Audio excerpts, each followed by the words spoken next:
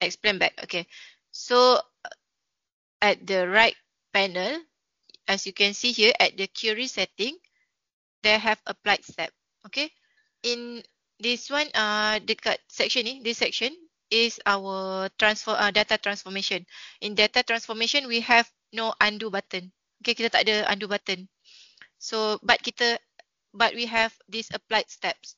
So let's say you are applying the wrong step. Okay, let's say you don't want to keep 46 rows, but you want to keep 47. So just click on this gear logo. Okay, just click on this gear logo, and then you can change. Okay, so you want to save 47, let's say. Okay, so you want to change again. You want to save until 46.